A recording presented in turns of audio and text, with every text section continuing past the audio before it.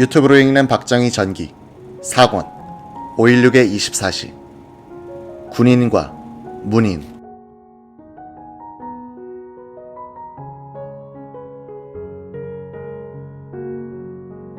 유경수의 오빠 유긴수는 5월 하순 신당동의 박정희 사저를 찾아갔다. 고등학교 교사로 있었던 유긴수는 파란 많은 삶이 동생을 기다리고 있으리라는 예감이 들었다. 그는 동생에게 풍신수길의 아내 이야기를 해줬다. 추녀로 태어나 남편을 내조하여 천하를 통일하게 만든 여자였다. 유긴수는 매제 박정희에게 4가지 당부를 했다고 한다. 이런 요지였다. 첫째, 한일 국교 정상화 문제를 빨리 해결해야 합니다. 북쪽으로도 막혀있고 바다로도 막혀있는 이 나라의 활로를 트는 데는 그 길밖에 없습니다. 둘째, 중공업을 일으켜야 합니다. 중공업은 계열사를 많이 만들게 되므로 일자리가 많이 생깁니다. 셋째, 정치적으로 사람을 거세는 하더라도 죽여서는 안 됩니다. 넷째, 구 정치인들에게 염증을 느낀 국민들은 지금 군인들만 쳐다보고 있는데 학자들을 많이 등용하십시오. 당시 고려대학교 영문학과 3학년이던 홍소자가 이모를 찾아간 것은 5월 하순이었다. 이모 유경수는 혁명 후 20명가량으로 늘어난 식구들의 식사 등 뒷바라지를 하느라고 정신이 없었다. 홍 씨는 이런 증언을 남겼다. 이모님은 혁명 후 전혀 달라진 것이 없었어요. 혁명 전과 똑같은 모습이요, 생활이었습니다. 어떤 환경 속에서도 당황하거나 변하는 일이 없어 이모님은 주부로서의 본분만 한결같이 지켜나가시고 계셨어요. 그래서 우리가 이모 이제 좀 처신이나 몸가짐이 달라지셔야죠. 부엌에 드나드시는 일도 삼가시고 아랫사람들에게 시킬 건 시키시고 이모님이 손수하시지 않아도 되잖아요 라고 말했어요. 이모님은 이리리 왜 내가 달라져야 하니? 달라지기를 바라는 마음이 삐뚤어진 게 아냐? 라고 말씀하셨어요. 유경수는 이날 홍소자의 마음속에 오래 남는 말을 한마디 덧붙였다.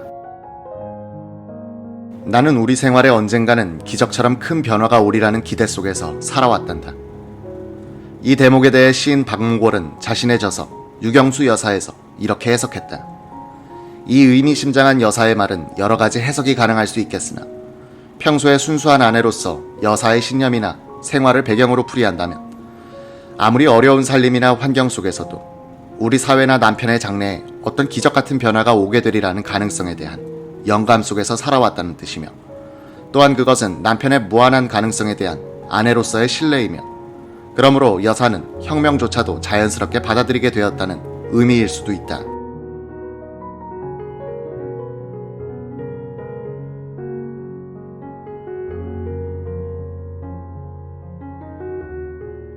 (7월에) 접어들자 유경수가 졸업한 배화여고 동기동창인 이종문이 동문들을 이끌고 신당동 댁을 찾았다. 혁명나던 새벽에는 얼마나 불안했어요. 동문들이 이렇게 묻자 유경수는 담담하게 말했다고 한다. 거사에 실패하면 저도 남편 따라 죽을 각오를 했었죠. 동문들이 돌아갈 때 유경수는 한 사람 한 사람 손을 잡고 당부하는 것이었다. 저 자신 부족한 점이 많아요. 남들이 잘못한다고 비판하는 점이 있으면 동창들이 꼭 알려줘야 해요. 열심히 배우고 노력하면서 부족한 점이나 그릇된 점을 고쳐가도록 해보겠어요. 유경수가 처음으로 공식 석상에 등장한 것은 혁명 주체 장교들끼리 경회로에서 자축 파티를 열 때였다. 박정희나 유경수나 파티 같은 행사를 싫어하여 거의 나가본 적이 없었다. 유경수는 장롱에서 몇 가지 되지 않는 옷가지를 꺼내 하나하나 몸에 걸쳐 보이며 유일한 의논 상대자인 어머니 이경영에게 물어보곤 했다. 여사는 흰 수치마를 몸에 둘러보며 어머니를 돌아보는 것이었다. 이경영 여사는 웃고만 있었다. 수치마 저고리 차림은 수수하고 청초해 보였다. 파티에 나가려고 여사는 뜰로 내려서다 말고 누구를 향해서가 아니라 가족 전체를 돌아보면서 혼잣말처럼 중얼거렸다. 혁명한 사람의 아내다운. 비록 끝이 희미했지만 여사가 말하려는 뜻은 충분히 짐작할 수 있었던 것이다. 혁명한 사람의 아내다운 옷, 이런 뜻이었다. 군인이나 장성의 아내에서 여사는 혁명한 사람의 아내로서 새로운 자각과 사명을 깨닫게 되었던 것이다. 박정희가 최고회의 의장이 된 뒤로는 외국 대사 부인들이 신당동을 찾는 일이 잦아졌다. 어느 날 대사 부인들이 단체로 신당동을 찾아오겠다는 기별을 받고 유경수는 당황했다. 30평도 안 되는 집에 이들을 앉힐 의자가 모자랐다. 소파도 없는 집이었다. 이 일을 어쩌지 하면서 고민하던 유경수는 이웃집을 돌아다니면서 의자를 모아왔다. 사모님, 이제 되셨습니까? 경호병이 묻자 유경수는 마루에 놓인 의자들을 둘러보면서 말했다고 한다. 각양각색이네요.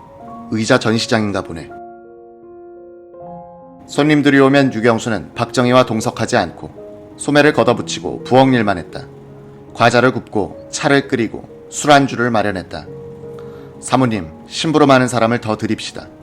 주위에서 건의를 하면 유경수는 우리가 편하려고 혁명했나요? 라고 쌀쌀하게 끊어버리곤 했다. 일손이 부족할 때는 조카들을 불렀다. 유경수는 몸이 큰 외국인들이 마루를 밟으면 삐걱거리는 소리가 들릴 정도의 초라한 집에서 접대를 끝내고 손님들을 보낸 뒤엔 꼭 이런 자문을 하곤 했다. 접대를 제대로 했는지 모르겠네. 이모님, 제가 보기에는 썩 잘 된 것 같아요. 그래, 그럴까. 유경수는 고개를 갸웃거렸다. 그녀는 항상 되살피며 다시 생각해보곤 만족하게 생각하는 일이 없었다고 한다. 우리가 어떤 인상을 주었을까 하고 궁금해하기도 했다. 유경수는 완벽을 추구하는 성격의 소유자였는데 이것이 자신을 괴롭히기도 했다.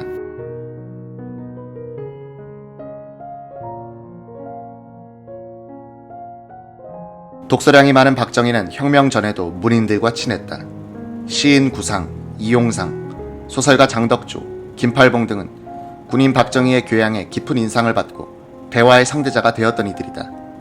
박정희는 이런 문인들을 가까이 하면서 군인들로부터 얻을 수 없는 그 무엇을 얻으려고 했다. 시인 구상은 친구의 거사를 맞은 소감을 자전적 시로서 표현했다.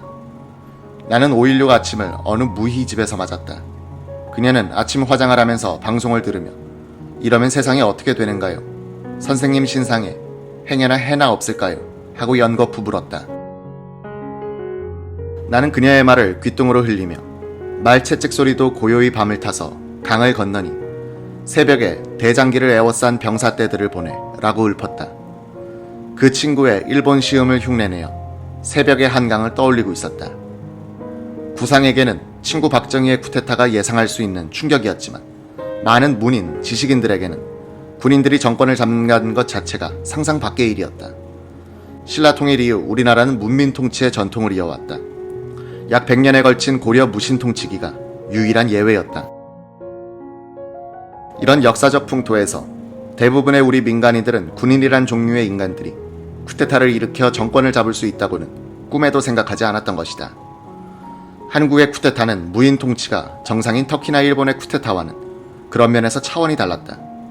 박정희의 쿠데타는 우리 민족사의 생리에 비추어 극히 예외적인 사건이었고 그만큼 문민의 저항은 극렬해진다. 쿠데타가 엉뚱하다는 구상의 첫 반응은 우리 정치사에 이물질처럼 들어온 군인들에 대한 역사의 거부감, 그 조건 반사적 표현이었을 것이다. 그 사흘 뒤 구상은 박정희와 만나는데 모과 옹두리에도 사연이라는 자전시집에서 이렇게 썼다. 그와 마주 앉은 것은 5월 19일 저녁. 기관총을 실은 장갑차가 마당에 놓인 어느 빈 호텔의 한방. 그도 나도 잠자코 술잔만을 거듭 비웠다. 마침내 그가 뚱딴지 같은 소리를 꺼냈다. 미국에 좀 안 가주시렵니까? 내가 영어를 알아야죠. 영어야 통역을 시키면 되죠. 하다못해 양 식탁에 매너도 모르는걸요. 그럼 어떤 분야라도 한몫 져주셔야지. 나는 그냥 남산골 생님으로 놔두세요. 얼핏 들으면 만담 같은 이야기를 주고받으며 우리는 술잔을 거듭 비웠다. 박정희는 구상을 최고회의 의장 상임 고문으로 내정하고는 친지들을 통해서 설득했으나 구상은 경향신문 도쿄특파원을 자청했다. 떠나기 직전 만난 두 사람은 국리 끝에 신문지국 간판을 메고 유학의 길에 오르듯 도꼬로 향했다. 바로 내 앞방에다 사무실을 마련해 놓았는데 끝내 가시기요. 이 판국의 일본 낭자들과 재미나 볼 작정인가요? 시인이란 현실에서 보면 망종이죠. 그래서 플라톤도 그의 이상 국가에서 시인을 추방하는 게 아닙니까? 비행창으로 구름밭을 내다보며 그 현실로부터의 격리를 확인하면서도 그와의 작별대 대화가 내 뇌리를 후벼 팠다. 구상은 그 뒤 신문사와 천주교회와 관련된 어떤 사건에 휘말려 마음고생을 엄청 한다. 자전시에 이렇게 쓸 정도이다. 내가 희망치도 않은 이해에 얽혀 교회의 암흑면을 체험하게 된 것은 내 영혼의 치명상이었다. 견활망지라는 불도 문자를 되외우고 되씹고 되새겨도 그 더러운 사제의 손에서 성례의 비위를 용납할 수 없었고, 도처에 높이 솟아있는 교회당들이 회칠한 신의 무덤으로 보였다. 박정희는 구상을 만난 자리에서 이 사건을 화제로 삼는다. 그 신문사 일 어떻게 됐어요? 그저 내가 할 수 있는 일이란 시줄을 쓰는 것밖에는 없나 봅니다. 보고를 받아 다 알고 있어요. 교회라는 거룩한 탈을 쓰고 그 짓들인데 그 사람들 법으로 혼들을 내주시죠. 그렇듯 당하고만 가만히 계실 거예요. 그럼 어쩝니까? 예수가 왼쪽 뺨을 치면 오른쪽 뺨을 내밀어 대라고 가르치셨는데, 그래서야 어디 세상을 바로잡을 수 있습니까? 그게 바로 천주학의 어려운 점이죠. 천주학이라. 그는 그 말을 되뇌까리면서 더 이상 나를 힐난하려 들지는 않았으나 잠옷 내가 한심스럽다는 표정을 지었다. 아마 이때 그는 나를 현실에 이끌어들이려는 생각을 단념했을 것이다. 엘리트 관료의 눈에 비친 군인은 어떤 모습이었을까? 당시 재무차관은 이한빈이었다. 하버드 경영대학원을 졸업한 첫 한국인이다. 그는 재무부 예산국장 시절 미국에 출장을 갔다가 5.16을 만났다. 귀국 후 승진하여 군인 장관들 아래서 일하는데 많은 장교들과 강연을 통해서 친면을 익혔다.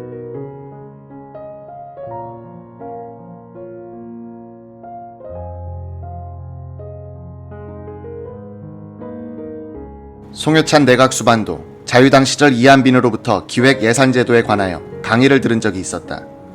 어느 날 송효찬 수반이 급히 이 차관을 찾았다. 송효찬은 이한빈이 들어오자 회의 탁자 위에 넓은 브리핑 용지를 펴놓고 붉은 연필 한 자루를 그의 손에 쥐어주면서 이렇게 말했다. 이 차관, 이제 정부 각 부에 기획조정실을 창설해야 하겠는데 그 기획조정관은 장관, 차관 다음으로 중요한 직책이 될 것이오. 각 부에 국장급에서든지 전직자라도 좋으니 가장 유능한 사람의 이름을 적어보시오. 이한빈은 어이가 없었다. 그는 망연히 앉아서 망설였다. 송효찬 수반은 지금 바로 정해서 오늘 근무 시간 내에 발표하려고 하니 빨리 적어보라고 재촉했다. 이한빈은 적어 내려갔다. 김태동, 김영주, 이철승, 이창석, 강봉수.